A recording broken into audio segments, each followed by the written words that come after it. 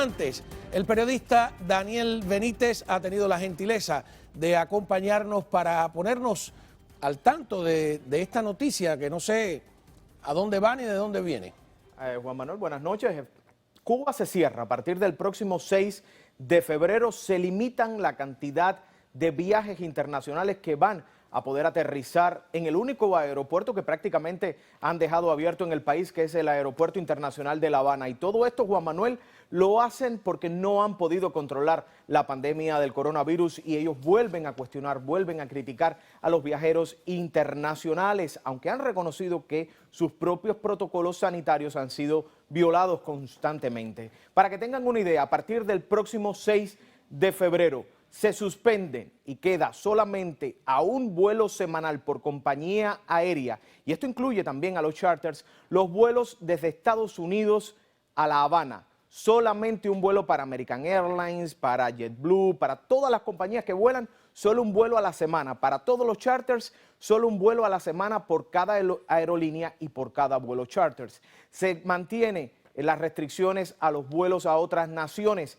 pero en algunos casos, por ejemplo, en el caso de Colombia, va a ser quincenal, un vuelo quincenal de la única compañía aérea que va desde Bogotá a La Habana, que es Wingo. También se limita a un solo vuelo a la quincena. Los vuelos desde Bahamas, sabemos que Bahamas ha servido como un vínculo para muchos cubanos que tienen residencia, por ejemplo, en España, que tienen el pasaporte español, viajan por Bahamas y vienen a los Estados Unidos. También se queda con 1 o 2 vuelos Viva Airbus, una compañía mexicana que sirve como puente entre, por ejemplo, Cancún y La Habana. Y también se queda con 1 o 2 frecuencias semanales Copa Airlines, que como tú sabes, Juan Manuel, conecta precisamente a La Habana con Panamá.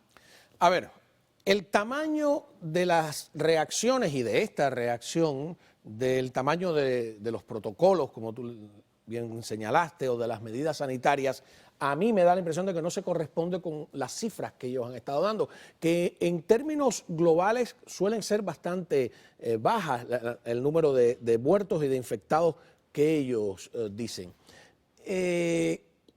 ¿Cómo lo interpretas tú? ¿No? Ya aquí, más que la información pura y dura, te estoy pidiendo tu aguda visión de observador de la realidad cubana. Yo creo, Juan Manuel, que esto demuestra que evidentemente en Cuba no se ha controlado el coronavirus, que los protocolos que ellos mismos implementaron y que hay que decir que se mantienen. Por ejemplo, cualquier viajero desde el pasado 10 de enero que viajaba a Cuba tenía que llevar una prueba de PCR negativo. Si ya usted lleva la prueba de PCR negativo, tenía que hacerse otro PCR en Cuba.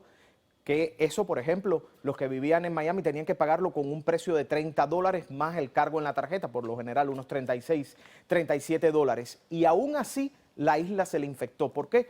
Porque la causa principal para el cubano que está en la isla no es el viajero internacional, es las colas que tienen que hacer los cubanos. Son las moloteras que se arman para subirse a un autobús o para adquirir cualquier producto en Cuba. Y definitivamente hay muchos cubanos que dentro de la propia isla dudan de estas cifras. El propio régimen cubano tuvo que reconocer que había laboratorios que se tardaban en reportar las cifras y había laboratorios que no estaban procesando las cifras, con lo cual no es para nada extraño el suponer que efectivamente estas cifras solo representan 1% de la realidad de lo que hay en Cuba. O sea que hay dos maneras de pensarlo. Una, que ocultan a exprofeso, como suelen hacer los regímenes comunistas, las verdaderas cifras para no causar ningún tipo de alarma, sería la palabra, dentro de la población, o que de verdad ellos no pueden llevar una contabilidad exacta porque no son eficientes. Por ejemplo, si yo ahora sospecho que estoy enfermo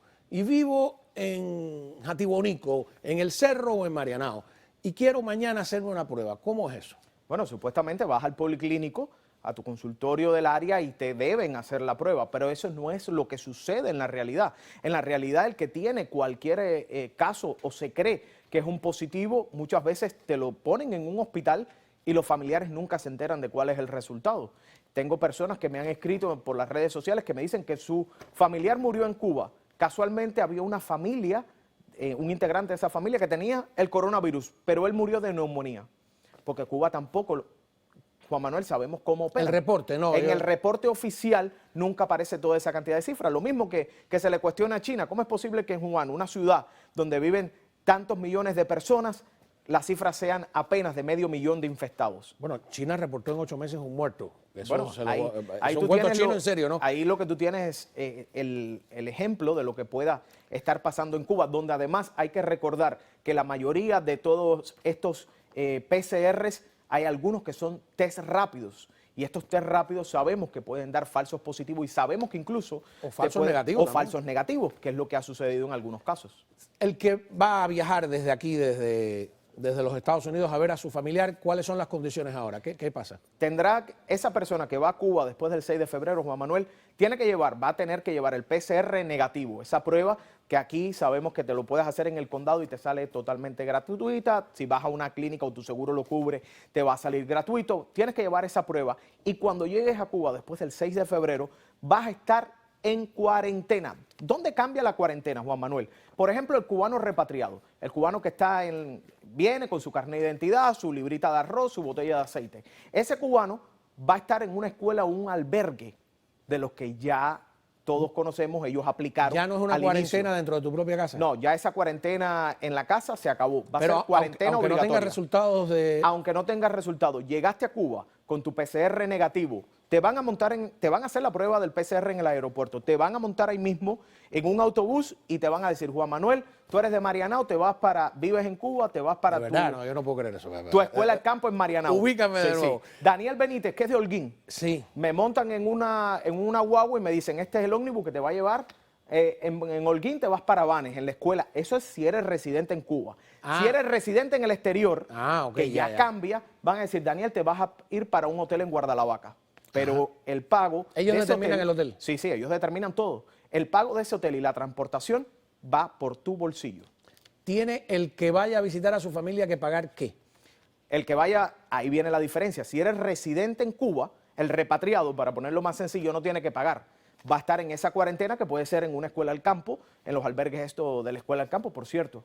Ya estaban preparando la escuela, por ejemplo, de la aduana, donde estudia la gente de la aduana y se albergan, ya se las estaban preparando. Si eres residente en el exterior, es decir, ellos te quitaron el carnet de identidad, te quitaron la residencia en Cuba, que eso sucede cuando tú estás más de 24 meses fuera de Cuba, pues ¿qué sucede? Te vas a un hotel donde ellos determinen que es el hotel que te corresponde y tienes que pagar por el hospedaje, por la alimentación, por la transportación, por todos los gastos que incurras. Y si tienes el coronavirus, la hospitalización también va por tu bolsillo. Ya tú sabes. Ahora, ¿cerraron vuelos o los disminuyeron a la máxima expresión? A la mínima expresión. Bueno, en este caso a la mínima expresión. A la mínima expresión, ¿no? Es un vuelo, por ejemplo, aquí en Estados Unidos, como es uno nada más. Uno por compañía, es decir, American Airlines va a tener un vuelo semanal. Las compañías de vuelos charters van a tener cada una un vuelo a la semana. Imagínate, Juan Manuel, que desde el 1 de enero American Airlines tenía 7 vuelos semanales a Cuba. Ahora es solo un vuelo. ¿Por qué cerraron Guyana completamente, que es un lugar tan importante para quien está tramitando ahora mismo cualquier proceso migratorio? Fíjate qué interesante, Juan Manuel.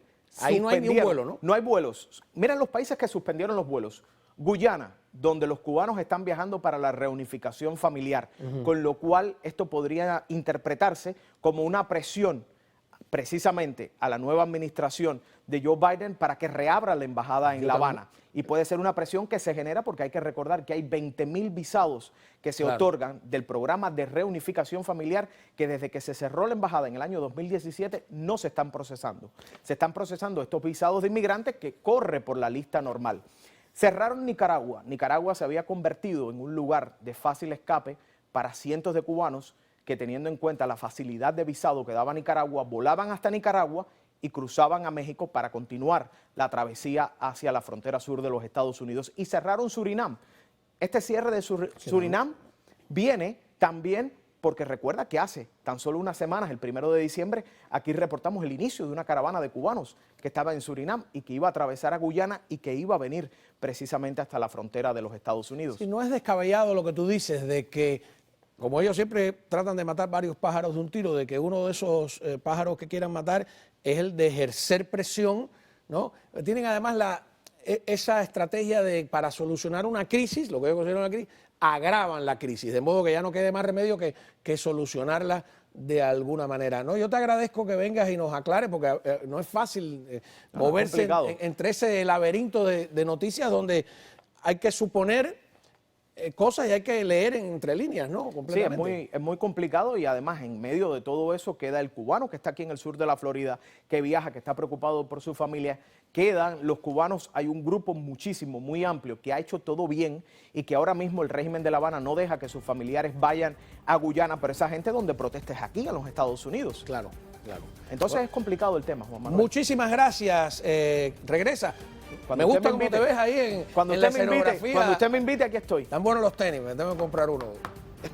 Muchísimas gracias, de verdad. Siempre es un gusto por aquí tener a quien esté informado sobre la realidad y sobre la realidad cubana, que como decíamos es complejo. Vamos a una